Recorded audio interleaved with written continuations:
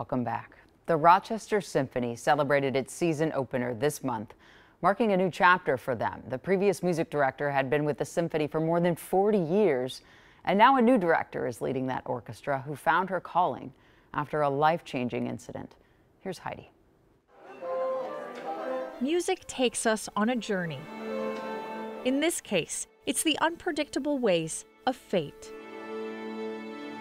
Cello bass, do we need to do measure 60? No? A fitting opening Okay, I'll take your word for it. to the Rochester Symphony season and for I'm very trusting. Joshwin Lin, the symphony's new music director. It's a program that takes us through a journey. Let's do it a little bit on the slower side. We opened the concert with Carlos Simon's Fate Now Conquer. Good. Oh, I love these. Like when you think about fate, there's so much unknown, there's so much uncertainty. One more time, please. Uncertainty was not a part of Joshwin's musical journey. At least in the beginning, growing up in Taiwan. Yes.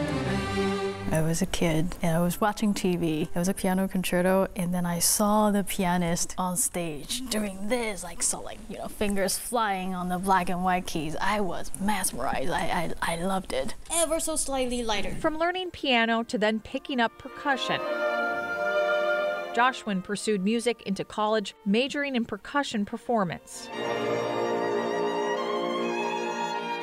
I was applying for graduate program in the United States, and then I was hit by a car. I was riding a scooter and I had a green light, and I went, and the other person just at red light.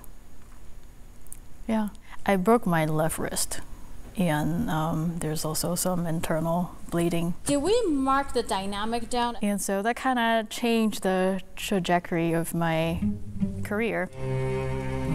While recovering, Joshwin couldn't play, but she could plan. And I thought, let me try conducting. It struck a chord.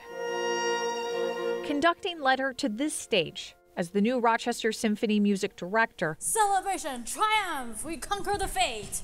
Yes? A first in 4 decades. Yeah.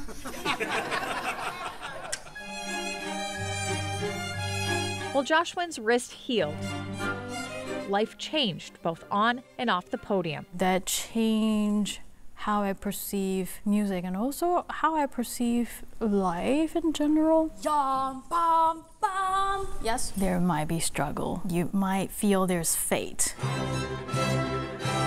But Beethoven conquered it all with his art, and I really want to share that with everybody. I see a parallel between what you're saying and your own life.